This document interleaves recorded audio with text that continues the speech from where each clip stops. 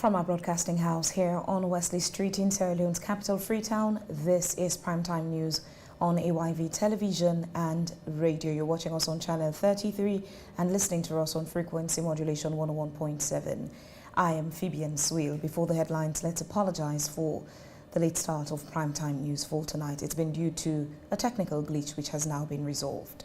Let's get the headlines. Vice President Mohamed Julde Jallow leads district consultations on effective local governance. So that we all together will be able to solve problems there as they emerge. Foreign Affairs Ministry gets new leadership. And aphrodisiacs go public as social media sales increase. I get one for manually function proper, for the function proper, I get that. Those were the headlines. Now for the news in details.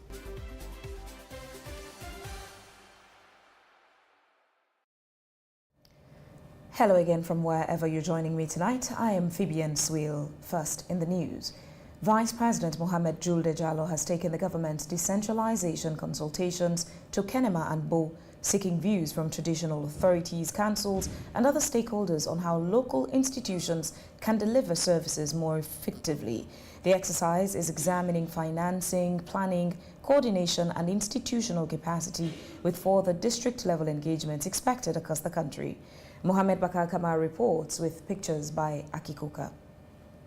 The consultations in the eastern and western regions form part of government-wide review of how power, resources and responsibilities are managed outside Freetown. Vice President Dr. Mohamed Julde Jallow, who chaired the Interministerial Committee on Decentralization, says taking the discussions into the regions allows local actors to shape reforms affecting their communities. Among the recurring concerns raised were limited resources, weak coordination and capacity constraints within local institutions.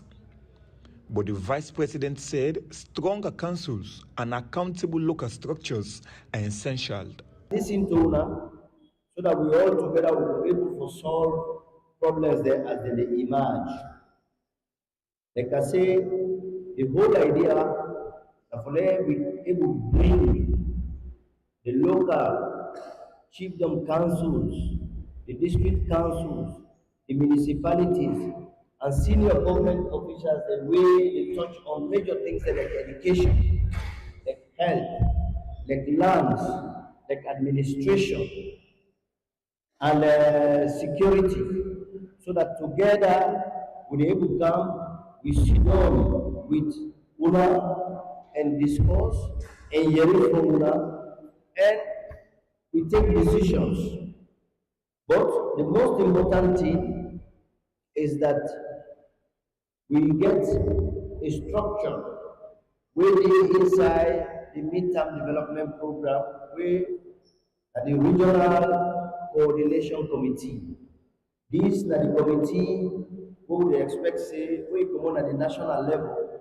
You go come to that level there, and then they engage. So today we get the opportunity for inaugurate the regional coordination committee, and more importantly, the chairman of that committee. Deputy Local Government Minister Alfred Mojamiru called for greater investment in councils. The decentralization in this country. And one of the things that we come out from the last IMC meeting, that the fact that the local councils and the chiefdom councils then get some gaps in their operations. So His Excellency the Vice Presidency and fit say we need from it as a family, there's a local government family, for more we sit down and discuss these things then and try for come up with one resolution where it will benefit the decentralization and by large extension the local councils and the chiefdom councils. So today we did for His Excellency the Vice President, listen to her, we will come with and we will take notes, and as you don't say earlier, it will put in place today the chairman of the RCC. In Bo, discussions also covered land governance, health and social welfare. Traditional leaders were urged to work alongside councils as reforms are implemented. Government says the consultations will move to the northern and northeast regions before reaching individual districts. The stated ambition is to make decentralization more than an administrative arrangement, to give local institutions the resources, authority and accountability needed to respond to people they serve. Mohamed Bakar Kamara, AYV News.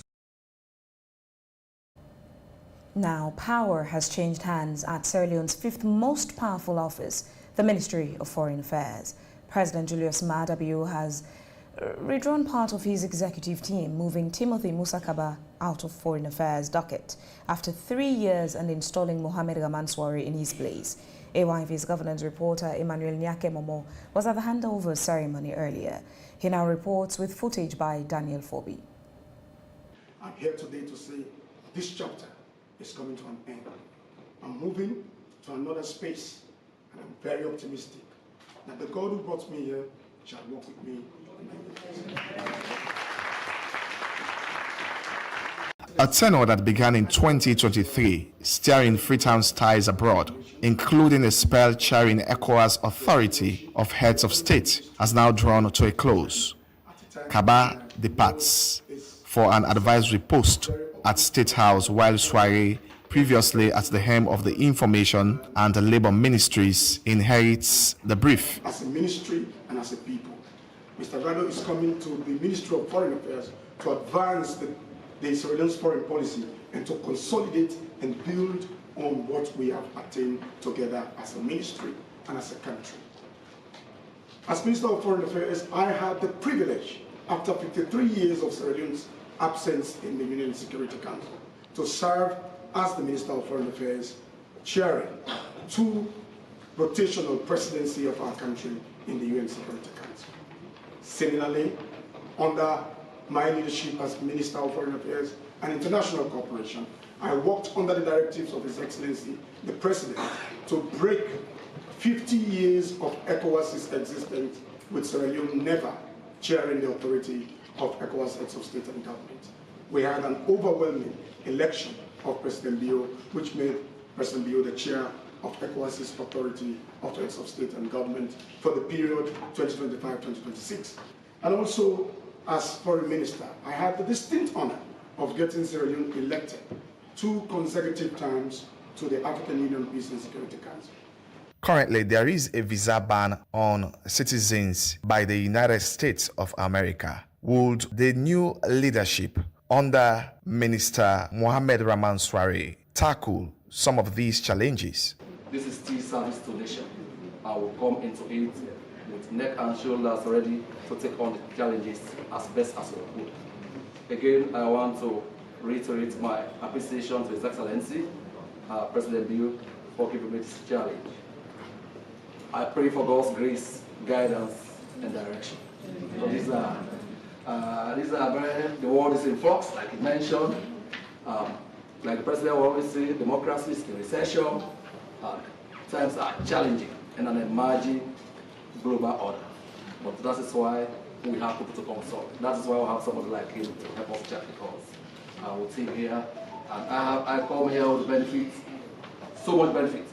All of the other foreign ministers who have served in this administration will be at my beck and call.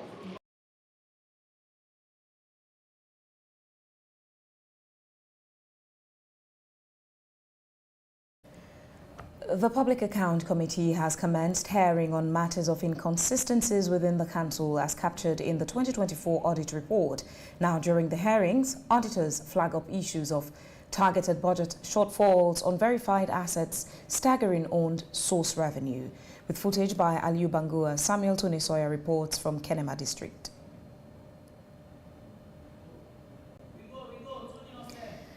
We apologize for that. We'll try to bring you that story in subsequent editions. Still in the news tonight, Sierra Leone's Ministry of Fisheries and Marine Resources is scaling up catfish production, targeting as many as 10 million fingerlings for small-scale commercial farmers under the Feed Saloon program. The initiative is being carried out at the ministry's fish farming experimental station in Bo, with officials saying local production could reduce reliance on imported stock and losses during transportation. Judge Batilo Powell reports, with filming by Joseph Conte.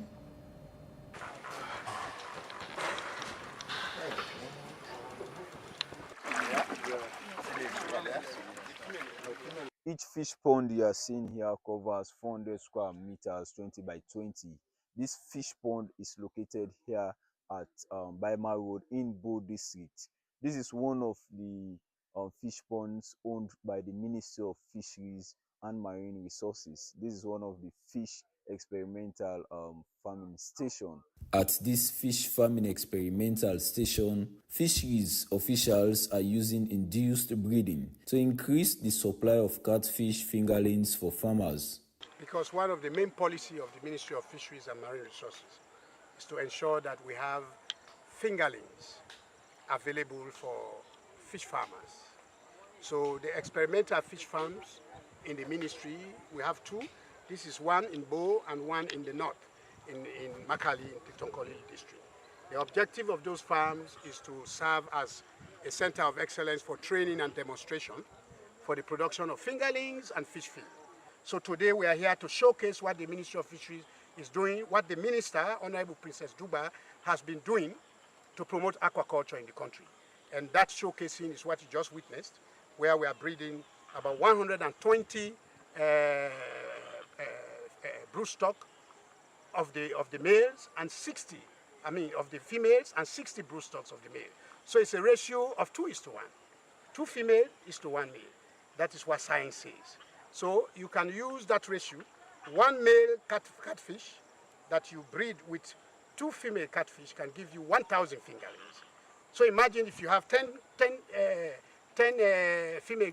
male catfish, you are talking about 1 million fingerlings, 20, 2 million, etc., etc. But in fact, that depends on the fecundity. Fecundity is how much eggs that the broodstock can produce. So we want to produce, if possible, we are targeting up to about 5, 10, 20 million fingerlings to produce and then supply to the smallholder fish farms. The target is to get the broodstock, we say the mammy fish then, that you can continue to produce fingerlings. The second target is the fingerlings we are producing to make them available to some of the smallholder fish farms. According to the Director of Fisheries and Marine Resources, producing fingerlings locally could also reduce losses linked to the importing young fish, including mortalities during transportation and clearance at the airport. Because fingerlings are imported into the country, the nearest area where people bring fingerlings from is Ghana. We want to discourage that, not to finally eliminate it, but to reduce it by training fish farmers and also by producing those fingerlings that we can make available to selected fish farms in the country. Tried twice to import fingerlings from Ghana. We got a lot of mortality at the airport. The first fingerlings we imported, we got over 30% mortality. We lost over 30%. You know, the second one, even more over that. So we now say, okay, let's stop importing. We already have created some cohort of broodstock, and if you have about 12,000, they charge you about $3,500 or $3,000, imagine. And that 12,000, when you bring it, you are not too sure that all will survive. Sometimes you have mortality. So we hope that our collaboration, we are also promoting private sector. That's why you see the fish farmers that are here. And so the essence of that is to promote aquaculture under the Feed Saloon strategy, under the poverty reduction and growth strategy, the medium-term national development plan for 2024 to 2030. The process involves selecting mature broodstock, administering hormones, collecting eggs and sperm, and combining them for fertilization. The fertilized eggs are then placed in hatchery trays, where hatching is expected within about 24 to 28 hours. The larvae are subsequently fed before being moved into nursing and production ponds. George Batilo Powell, AYV News, Bo. Aphrodisiacs, sexual enhancement products, have been around in Sierra Leone for years, but the way they're sold is changing now. Products once associated with Discrete purchases are now increasingly being advertised openly, including on social media platforms. What was once a quiet transaction can now be a WhatsApp status with price tag and delivery number. So who is using these products? What is in them? And what does the evidence tell us? Mariam Atome has answers in this piece filmed by Daniel Fobi and Emmanuel Sisi. She now reports in the special edition. I get one for manually function proper, for the function proper, I get her. A product photograph, a phone number, and increasingly a social media advertisement. For some sellers of sexual enhancement products in Freetown, reaching customers no longer requires a quiet conversation behind the shop counter. Products with names such as Coco Samba and Oga Beg have featured in discussions around sexual stimulation and enhancement. And then there are what they call love potions, products marketed with names such as Dua Saise and Marry Me. The names may bring a smile, but behind the marketing is a growing conversation about sexual health and consumer safety. Baki Matia, a woman with over 35 years experience in the business, sheds light. The man progress so get so man they say first they say a woman not get born with first and the man not get. I get a man say they mix with picnic, for that is part fertilized, so room for gebele. I get woman you back for cleaning house, the man for clean, they infection business, one for born, and they go down they give born. But through the medicine way they use, believe God will help you. Because I live all and from God. There's now local research to put some numbers behind the conversation. A recent study in the Journal of Ethnobiology and Ethnomedicine shows that 422 people in urban informal communities in Freetown found that 74.4% reported using herbal products as sexual stimulants. The study found men were significantly more likely than women to report such use. Coco Samba was reported by 49.8% of participants for sexual stimulation, followed by Bitterroot at 47.4%. The researchers also found that 87.4% of participants considered herbal products natural and safe. But natural does not necessarily mean risk-free. From the urological point of view, we are having so many cases of a penile fracture. That meaning that there is a fracture of the penis, which people will be wondering, how can a penis be fractured? It can be fractured just like a bone. So the use of aphrodisiacs basically can increase the blood flow. It has substances that increases the blood flow to the penis, and as a result of that, the penis becomes turgid. So as a result of that, during intercourse, during penetration, the man can mistakenly miss his target, and this can cause a fracture of the penis. And as a result of this is a surgical emergency that needs surgery. In the whole country, we just have few urologists. So just imagine this happen in the provinces where there is no urologist or no urological expert that can solve this problem, and this is an emergency. This patient needs to be taken to Freetown and be explored. And some of the complications of this surgery also can be erectile dysfunction. The man cannot be able to erect after the surgery. That is a complication of this surgery. So these drugs are harmful, and we are advising people not to go into it as there are so many complications. This is just the urological aspect of it. In February 2024, Sierra Leone's Pharmacy Board warned the public against Coco Samba, Oga Beg, Oli Coco Axin Bitters, and Good Time Natural Herbal Formula. Laboratory analyses found sildenafil citrate in the product, including 193 milligrams in each bottle of Coco Samba. Yes, like the aged people, then will prescribe for medication which contains sildenafil to let him boost erection. And let we say somebody they can do sexual activities. For man, when you don't go your first round, you don't release. It takes some time for let you build up sperm again for release. So if you take any drug where they go interrupt the rhythm of the heart, then there will be effects at the end of the day. But I don't feel say young man with physically fit and healthy gets any right for that take am. These products may not be new, but the marketplaces are changing. A purchase that once required widespread conversation can now begin with a social media post and in some cases end with a delivery. For some Freetown residents, the open sale is simply a commercial activity.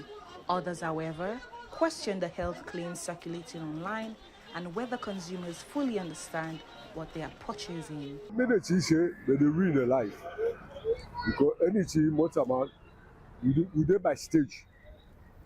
The stage we say we don't do. If you don't take anything that you young one, you young boy, I don't think say what don't own like a show. I go check out. It depends on the individual where you go meet for make the medication for you. Because like Freetown, so everybody they pay with rent. So all man sabi. If you not sabi safe, you go meet a normal asabi. But if you go meet the right person and God put in blessing, because God tell you in the Bible say the leaves now for food and medication. There is no established scientific evidence that a product can guarantee that another person will fall in love.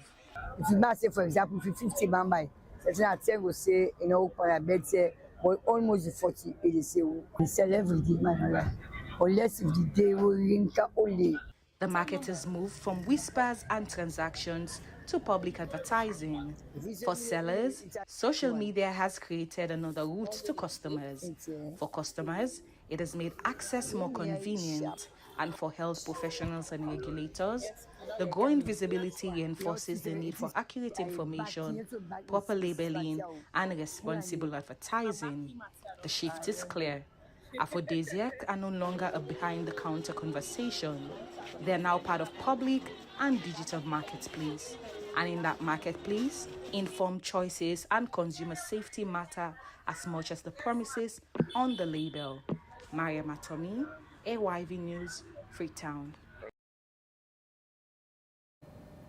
Dr. Brima Bobson Sise has assumed duty as the new district medical officer for Koinadugu district following the transfer of Dr. Stephen Foni to Kenema district by the Ministry of Health. Sise has held his first engagement with staff of the district health management team in Kabala, where he outlined his priorities for strengthening healthcare delivery in the district. Our correspondent Ibrahim Sudayeskoma reports from Kabala. Dr. Brema Bobson Sise is the new district medical officer for Koinadugu, succeeding Dr. Stephen Foni, who have been transferred to Kenema district. Shortly after taking up office, Dr. Sise held his first rules of engagement meeting with staff of the district health management team at the Dr. Francis Moses Hall in Kabala. The meeting focused on strengthening coordination, addressing challenges within the health system, and improving healthcare delivery across Koinadugu districts. During the meeting, staff from various units highlighted challenges affecting their respective areas of work and called for support to improve service delivery. We have two companies, Africell and Orange. So they are only currently supporting 29 out of the 60. We have 69 facilities with tablets. So they are only currently supporting 29 out of the 69, which is the Africell. At the end of this meeting, we'll share with you again, so you will see clearly what we are going through, our challenges. Of course, there are a lot of challenges we have been faced. But in as much you are very new, and today is the first time, but as time goes on, you will see the challenges we are facing. In response, Dr. Sise called for unity, teamwork, and stronger coordination among health workers, stressing that a coordination approach is essential to improving healthcare services in the districts. They only talk with me team and I get an engagement with them. Even as of first, I make a strong commitment that for sure Koinadugu don't make so much gains in terms of the healthcare system with the support from the Ministry of Health, Sierra Leone, and to the government of Sierra Leone, alongside with even our partners. The gains we Koinadugu don't make through the past-going leadership in Dr. Stephen Foni. We make a strong commitment, say, the gains they don't make, me they come in for ensure, say, we maintain against them or even go above, but we're not going to go down beyond against them. Dr. Sise is expected to work with the district health management team, the hospital, and other stakeholders to address the challenges facing the health sector and improving healthcare delivery across Kwenadogo district. Ibrahim Sudais Kuruma, AYV News, Kabbalah Northern Region.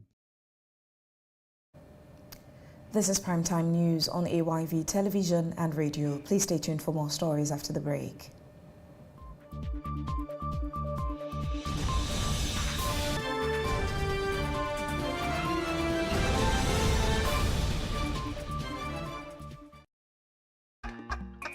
So you mean say you sabi cook? If I cook cassava leaf for you, you go bet your finger. Eh? Cassava leaf? Na my favorite places than they. If not a way you dey in hurry, I for don't cook am for you. Me? Dey in a hurry? Who you call cassava leaf? Get outside they go. I don't cancel all thing. Go cook. Any problem? Me? Problem. Will I go cook the cassava leaf for you? Wife material. Bamako, 40 yards. Na me.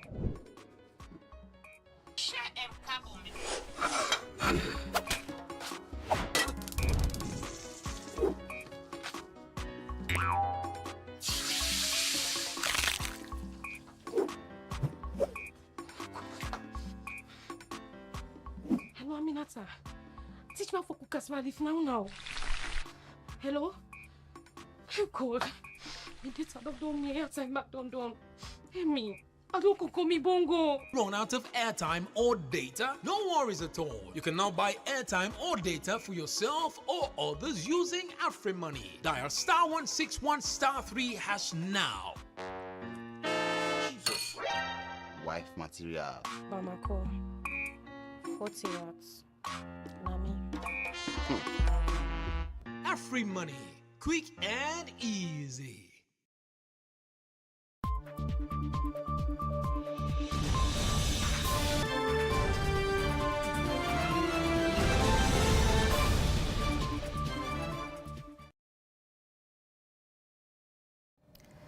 All right, welcome back. I am Phoebe Nswil with Primetime News on AYV Television and Radio. Thank you for joining me tonight. Still in the news, 70+ new recruits of Freetown's Metropolitan Police have stepped onto the parade ground at Hastings, embarking on 6 weeks of physical, mental and behavioral training under Sierra Leone police instructors at the Peacekeeping and Law Enforcement Academy. With the capital's population now topping 1.2 million, the council says the intake is overdue and essential to keeping order in a city stretched to its limits. Issa Bangura reports with pictures by Joseph Conte. It's a modest but telling gesture. FCC's municipal police hasn't taken on numbers like this since 2010, when its last major intake left the force barely 100 strong. The shortfall has weighed on the council for years, as officers stretched thin have struggled to keep pace with a capital spanning further into its heels each season. You are not here to take advantage. You are not here to break the law behind closed doors. You are not here to bully people. You are not here to run a separate money-making program because you're wearing a uniform. You are here to enforce the laws, the bylaws of Freetown City Council. From trade to waste management to public health, all of our bylaws only work if you are able to ensure that enforcement is done fairly, transparently, and with accountability. Over the coming weeks, instructors will drill the cohorts in crowd management, ethics, and the basics of enforcing municipal bylaws and skills the council says are no longer optional in a city this congested. For Freetown's authorities, rebuilding this force isn't cosmetic. It's a response to a city outgrowing its own policy and capacity. The synergy that has existed between us and Freetown City Council is not only today. We have been working together even before I took up office as DLE. So today is the beginning of a very important journey in your life. What is that journey? Journey is that you are going to be transformed from ordinary citizens to professionally trained people for 6 weeks. And that is going to change their life. From members of the public to professionally trained officers who will be charged with the responsibility of providing the requisite services for not only Freetown City Council, but the municipality as well. Council officials argued the stakes are rising fast with unregulated construction, congested markets, and a swollen population, testing the city's capacity daily. Whether this new cohort can hold that line will be measured not on the parade ground, but on Freetown's crowded streets in the months ahead. Issa Bangura, AYV News, Freetown. Now in court update, 2 barristers are standing trial at the Pademba Road Court No. 1 over allegations of conspiracy to defraud and obtaining property by false pretenses involving 3 Toyota 4Runner vehicles valued at $114,000 United States dollars. Maurice Jenna Mohammed Sise and John Mans have not taken plea as the matter remains at the committal proceeding stage. Let's have the report from Ibrahim Ramadan Jallo. 35-year-old Sise and 35-year-old John Mans, both barristers, are standing trial before Magistrate Mustafa Brahmancha at Pademba Road Court No. 1 on 2 counts of conspiracy to defraud and obtaining money by false pretenses, contrary to Section 32, Subsection 1 of the Larceny Act 1916. According to the particulars of offense, between November 1st and the 30th, 2023, at Hayden Sise and Partners Law Firm, number 49 Dundas Street, Western Area, Freetown, the accused allegedly conspired with other persons unknown with intent to defraud.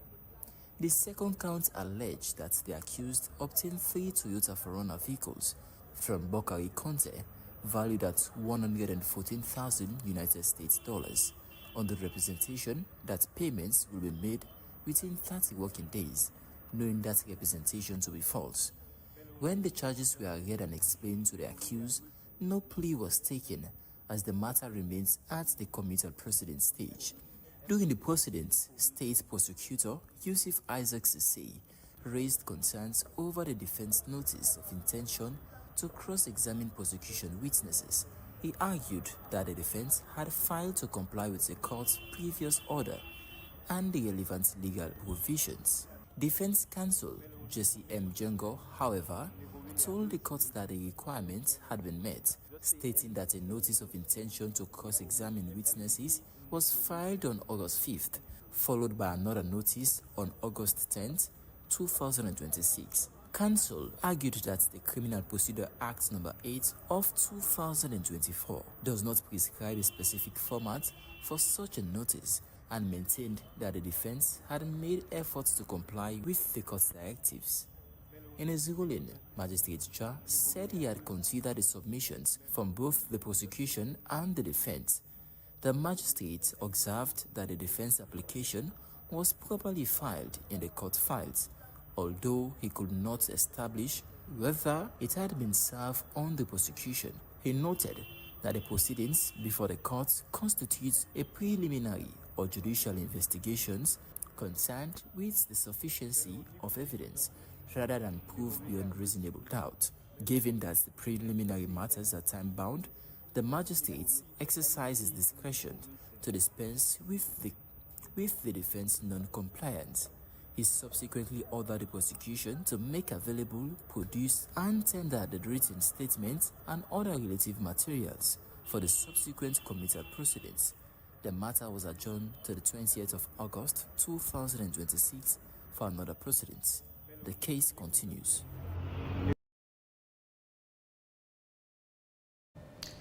While now in entertainment, Sierra Leone's Mariam Lobakone has secured another milestone at the Miss World Festival in Vietnam, leading Team 2 to victory in the Head Chef Beauty competition. The contest, held on Monday at Dream Dragon Resort, Tucson, tested contestants on culinary ability, creativity and teamwork. Emanuela Lewis reports.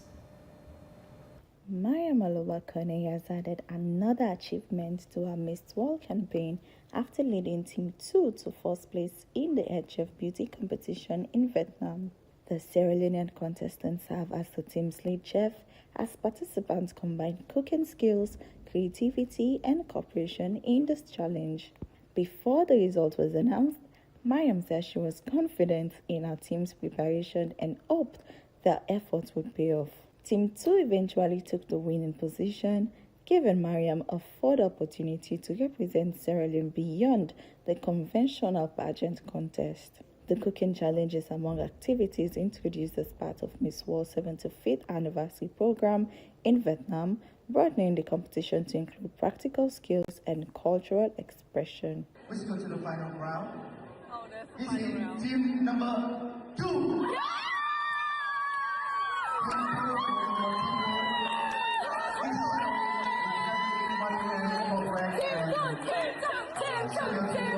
For Sierra Leone, the result adds another positive moment to Mariam's campaign as she continues competing alongside contestants from around the world. With the festival still underway, Mariam's latest achievement gives her campaign another distinction, this time not on the catwalk, but in the kitchen. Emanuela Luis, AYV reports. Well, now in sports, Sierra Leone's beach volleyball team have secured gold at the African Volleyball Confederation Youth Development Cup in Saly, Senegal, delivering an outstanding performance on the road to the Dakar 2026 Youth Olympic Games. The Sierra Leonean side produced a commanding display in the final, defeating West African rivals Ghana in straight sets 21-10, 21-10 to claim the championship title. Marie Esther Samoa has more. The Sierra Leonean squad have continued to demonstrate steady development against some of the continent's strongest youth beach volleyball teams. Sierra Leone have now been crowned the men's under-18 champions of the African Volleyball Youth Development Cup after their comprehensive 2-0 win over Ghana in the gold medal match. The team completed an exceptional tournament campaign, sealing the gold medal and the title of African Youth Beach Volleyball Champions. The journey to the title included a pivotal semi-final win against host Senegal before facing a determined Ghanaian team in the final. Despite the pressure of the championship match, Sierra Leone remained composed and delivered the performance required to remain unbeaten and lift the trophy. The tournament in Senegal carries added significance as the venue is proposed for the beach volleyball event of the Dakar 2026 Youth Olympic Games.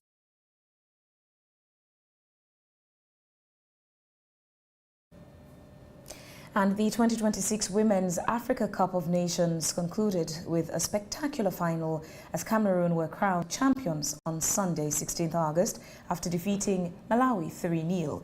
This year's competition stood out for its unpredictability and captivating moments, illustrating just how far women's football in Africa has advanced. The indomitable Lionesses' success is especially meaningful, having finally clinched the WAFCON crown after being denied in the finals in 2004, 2014 and 2016.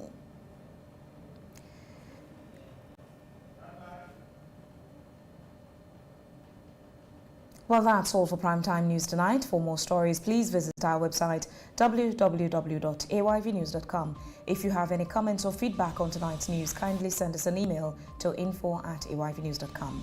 I am Phoebe Swiel. Thanks for watching and listening. Have a good night. Take care and bye for now.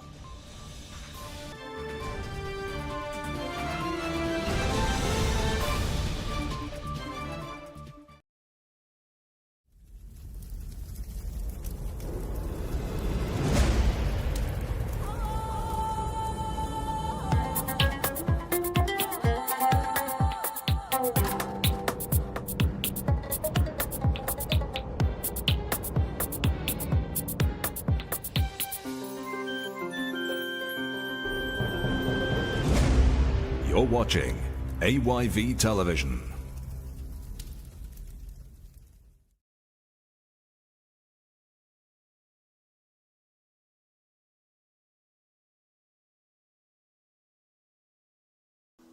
This internet is very slow.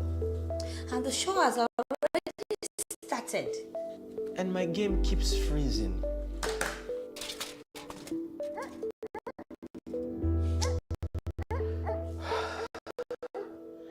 We need better internet and better security.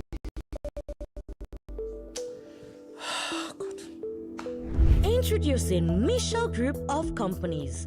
From ultra-fast internet to round-the-clock protection, Michcom RSP Internet powers modern homes and smart businesses across Sierra Leone, all the way to Liberia and Guinea border. With our advanced internet service, you get blazing fast broadband and fiber optic connection, secure VPN for personal and business use, affordable, customizable plans, 99.9% reliable uptime, and 24/7 customer support. But we don't stop there. Our MSA Michel Security Agency are built for today's world, combining trained professionals with advanced technology for homes, offices, businesses, and events. From ID checks to emergency response, we keep your people and property safe without disrupting your lifestyle. Not just in Freetown, but also in the provinces.